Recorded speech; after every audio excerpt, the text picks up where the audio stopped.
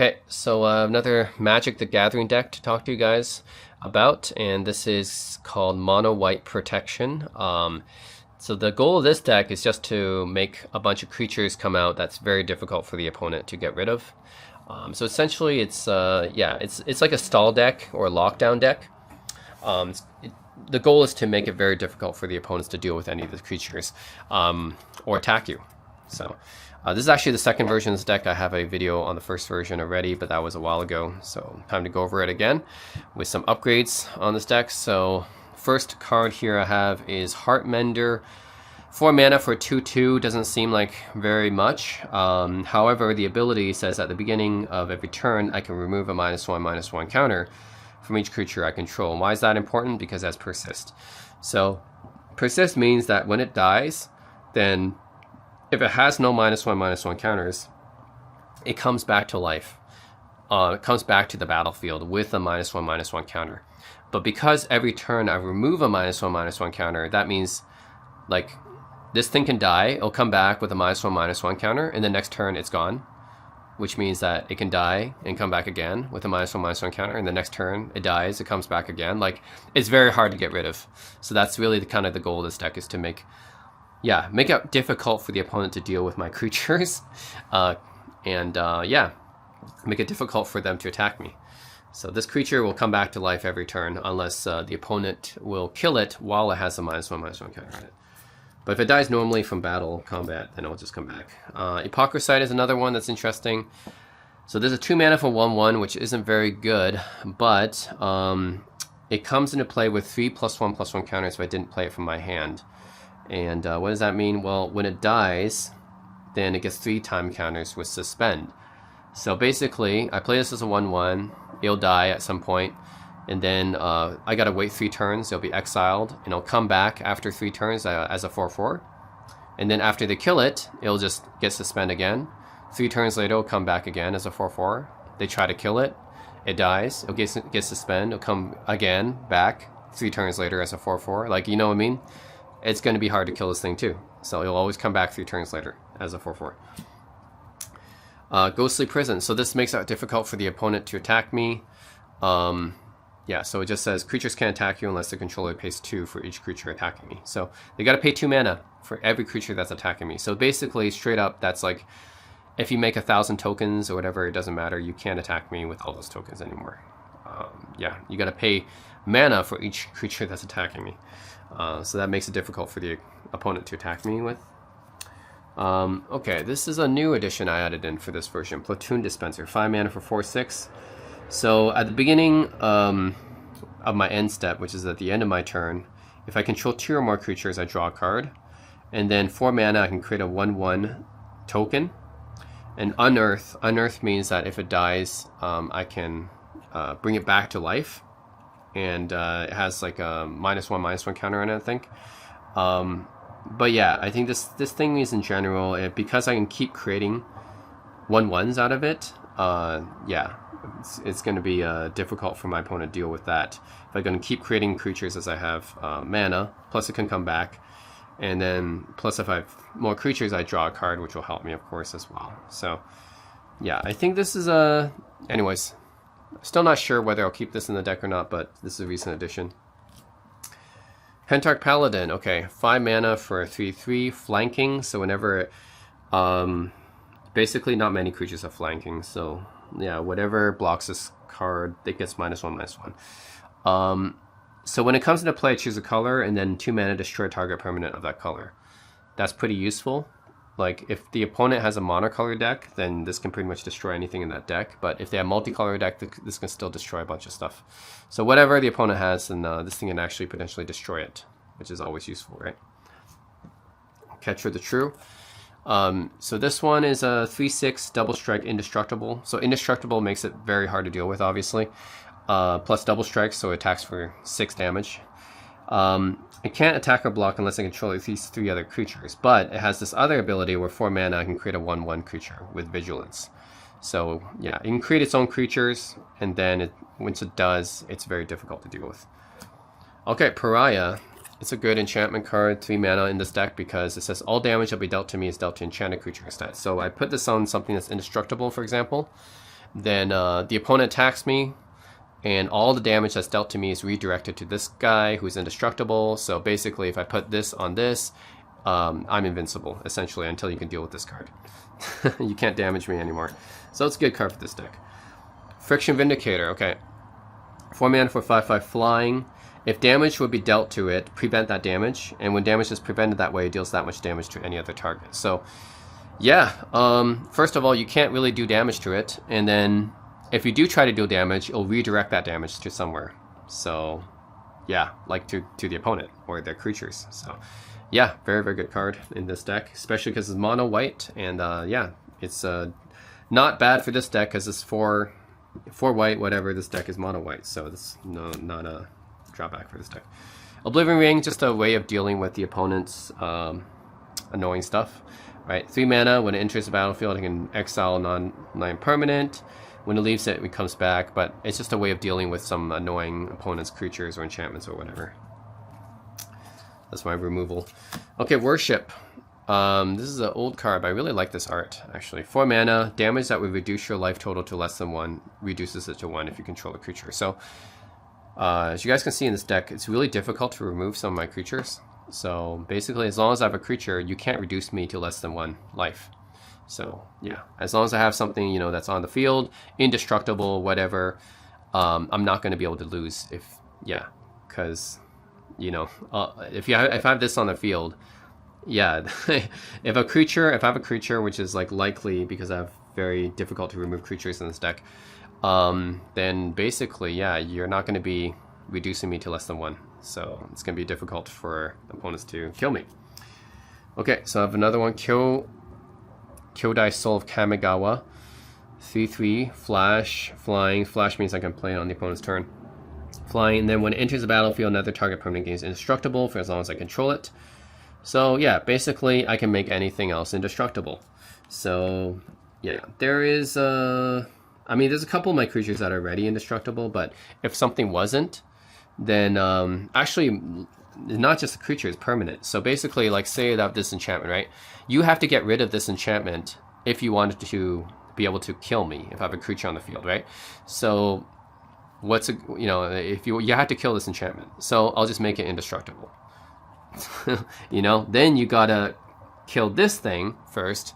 You gotta kill this creature and then kill this thing. So that just makes it, yeah, gives another barrier of protection, a layer of protection, you know. All right, Gift of Immortality is enchantment here. So it's put on a creature. When an enchanted creature dies, you return it to the battlefield under my control. Actually, it's not just my creature. I can put it on my opponent's creature too. And then it returns, this goes back to the battlefield. So basically, yeah, if I have a creature that might die, then I put this on it, and if it dies, it'll come back, and this thing will come back. So yeah, basically that creature will be very hard to kill. Just keep coming back. Okay, Michiko Konda. So this is another card that makes it difficult for the opponents to attack me. So whenever something an opponent controls deals damage to me, they have to sacrifice something. So obviously, makes it very difficult for the opponent to attack me that way, or to do damage to me. Yeah, so, you know, not even combat damage. I think it's even indirect, or direct damage, I should say. Even direct damage, they have to sacrifice something. Cloudsteel Kirin, something newer card here I put in. 3 mana for 3/2 flying. So the equipped creature has flying, and you can't lose the game, and your opponents can't win the game. It's obviously a very powerful effect. And then 5 mana to kind of attach it, so it's like an equipment creature. So yeah, say I have something here that's indestructible, right? I have some indestructible creatures. Good luck, you know? I have an indestructible creature that says, I can't lose the game, and your opponents can't win the game. So, like, you know, it's going to be very hard to difficult to deal with that. So, it's pretty good. Windborn Muse. Actually, this is what essentially makes anything a Platinum Angel. Yeah, which is nice. Windborn Muse is basically the Ghostly Prison on a stick. So 4 mana, 2/3 flying, and then it has the same effect. Creatures can't attack you unless the control pays 2 for each creature that's attacking me. So yeah, just another effect. And they'll stack on top of each other. So the more of these I have, then the more mana they got to pay for each creature, which you know, makes it unlikely that they can attack me with a lot of creatures. Sphere of Safety, again, very similar effect. Creatures can't attack me or Planeswalker unless the controller pays X for each creature, where X is the number of enchantments I control. And because I have so many enchantments in this deck, then yeah, it just adds another layer, more mana that they've got to pay for each creature. Archangel of Tribes, similar effect again. If it's untapped, creatures can't attack me or Planeswalker unless their controller pays 1 for each of those creatures. Yeah, so just layers onto effect. So that this is another similar effect, and this is a decent creature in itself. If it's attacking, creatures can't block unless they pay 1. Yeah, so pretty decent creature by itself, but then with the effect, you know, stacks on with my other ones. 4 mana, another similar effect. Buried Steward of Argive. 2/4 Vigilance. Creatures can't attack you or a Planeswalker unless the controller pays 1 for each of those creatures. Yeah, again, very similar to the Archangel of Ties. It all stacks. Heliod, God of the Sun. 4 mana, 5/6, indestructible. So it's an enchantment creature actually. So Devotion of White is less than 5 isn't a creature. So Devotion just means the amount of white symbols. But that's fine. I have a lot of cards like this one that has a lot of white mana symbols. So it's very likely this will be a creature. And then I can also pay 4 mana to put a 2/1 creature on the battlefield. So I can easily create. I have a bunch of cards that create creatures on the battlefield. So it's very hard. Like I said, the goal of this deck is just to make it hard for the opponent to destroy my creatures, right? So Luminarch Ascension. So this one, 2 mana enchantment at the beginning of each opponent's, at the end of each opponent's turn, basically. If I didn't lose life, then I can put a quest counter on it, and it's very difficult to damage me in this deck. I'd say that's one of the goals of this deck. 2 mana, I can put a 4/4 white angel creature token with flying on the battlefield, and I can activate that if it has 4 more quest counters. This is a win condition for this deck, because if I have a certain point where it's very difficult to damage me, like I have a lot of creatures, they're hard to remove, they have to pay mana to attack with all their creatures, then this is quickly going to have 4 counters on it, and then eventually I'll just start making 4/4 angel tokens, right? So that's my win condition. Avacyn, Guardian Angel, another creature that's hard to remove. It's 5 mana for 5/4, flying vigilance, but the abilities here: 2 mana, prevent all damage that be dealt to another target creature from sources of the color of my choice. 7 mana, prevent all damage that be dealt to target player this turn by sources of the color of choice. So yeah, yeah, if you have a monocolor deck or whatever opponent is playing, then good luck dealing damage to me or this thing. And even if they have multicolored, you know, like I can easily prevent the damage by using that card. So very good. Emeria the Skyroom is a special land here. Enters battlefield tapped, but at the beginning of my upkeep, if I have 7 or more planes, and you notice that's mostly plane heavy, you can return target creature card from the graveyard to the battlefield. So yeah, every turn, if I have 7 or more planes, I can just reanimate a creature. So again, very hard to kill my creatures if they keep coming back, right? Let's see what else here. Oh, Corehaven, another legendary land here. This one doesn't add white mana, but I can pay 2 mana and I can prevent all combat damage that will be dealt by target attacking creatures. So that will make it very difficult to damage me. And then, oh yeah, Eternal Dragon, classic. So this is 7 mana for 5/5 flying, but the ability is 5 mana, return this card from my graveyard to my hand, and I can cycle it to get more planes. So yeah, eventually when I get enough mana, I can just keep bringing this guy back, and there's not much you can do about it other than just you can remove it from the graveyard. That's really the only way. Otherwise, this guy will keep coming back to my hand. So, and I keep playing it. Okay, Cauldron of Souls. It's an artifact. So I can choose any number of creatures. Each of those creatures can persist until end of turn. Persist means that if they don't have -1/-1 counters, they'll come back with a -1/-1 counter. And then I have that other creature that will remove -1/-1 counters. But basically, it'll make my guys come back to life. So yeah, again, makes it hard for the opponent to kill them.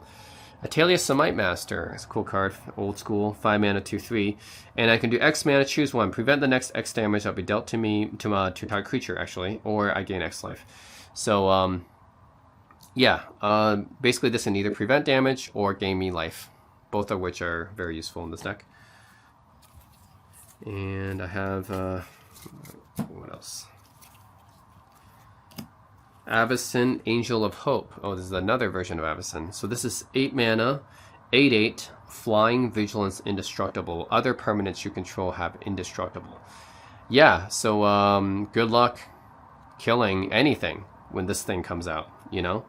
Because this is indestructible, and then everything else I have on the field is indestructible. including all the enchantments too. So, you know, this just like when this comes out, just good luck getting rid of anything.